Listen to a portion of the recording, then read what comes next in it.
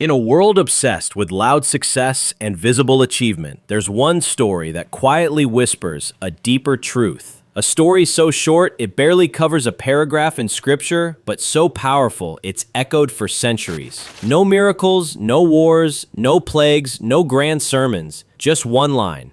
Enoch walked with God, and then he was no more. Wait, what? That's it? He walked with God, and then he vanished? That one sentence has carried more mystery and meaning than thousands of pages ever could. Because in that walk, in that quiet, faithful, uninterrupted walk, lies the answer to one of the deepest questions of humanity. What does it mean to be truly connected? Not to Wi-Fi, not to society, not even to purpose, but to something within, and something far, far greater. Let's talk about Enoch, not the forgotten character from your school Bible class, but the blueprint for how to live a spiritually aligned life in a disconnected world. Enoch appears in Genesis chapter 5. It's a dry list. So-and-so lived this many years, had kids, died over and over again. A monotonous scroll of lifespans and deaths. But then, you hit one name and the rhythm changes. Next one. Now, Enoch walked with God, and then he was no more, because God took him. He didn't die. He disappeared. He transitioned. The scripture doesn't say how. It doesn't explain why. But the message is clear. His connection to the divine was so deep, so intimate, that he transcended the rules of life and death. How?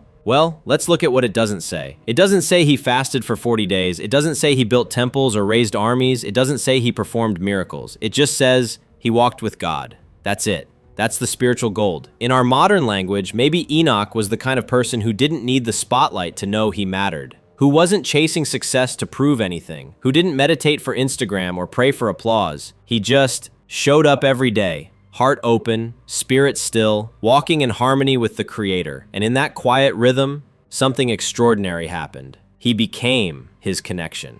This is the kind of spirituality we don't talk about enough today, because somewhere along the way, we started thinking of spirituality as a performance. Post your morning journaling, record your yoga pose, share your gratitude list. And hey, it's not wrong, but it's easy to lose the intention behind the action. The connection becomes content. And Enoch never needed an audience. His walk wasn't for the world. It was for his soul. Maybe that's what made him unforgettable. Now, let's zoom out.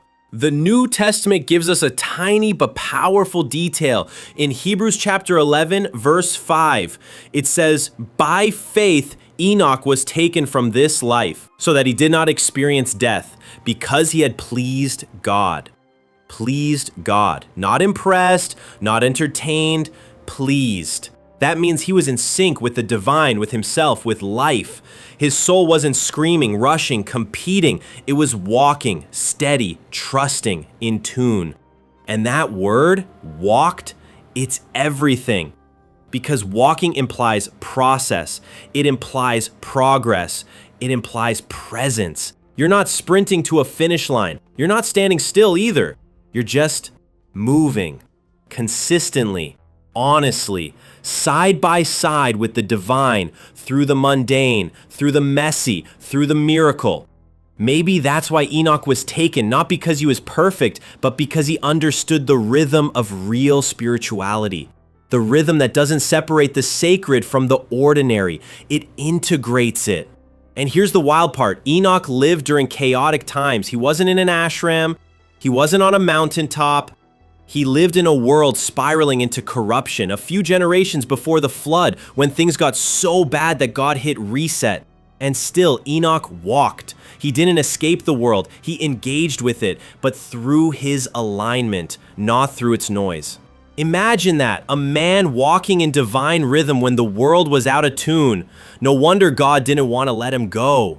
What if spirituality wasn't about how much you do, but how deeply you walk? What if the true quest wasn't about reaching something outside, but rediscovering what's already within? Your breath, your awareness, your spirit, your inner compass that quietly whispers, "Walk with me."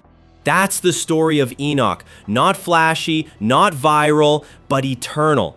And maybe that's the reminder we all need today. In an age of overload, comparison, distraction, and burnout, maybe we don't need more hustle. Maybe we need more walks, real ones, with self, with silence, with source.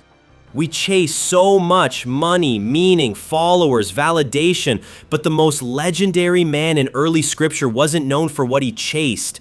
He was known for who he walked with. And maybe, just maybe, that's what gave his life eternal weight. So, here's my question for you. What are you walking with these days? Stress? Ego? Fear?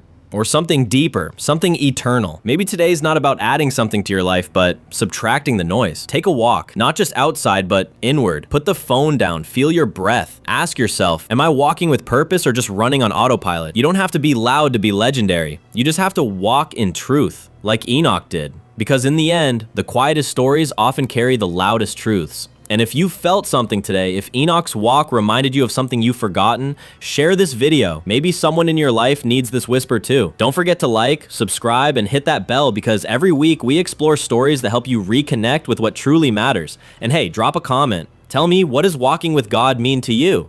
Let's start a conversation, not just a conclusion. Because your voice, your story, your walk, it matters. And maybe, just maybe, someone else will find their path through your words. Until next time, walk well and walk true.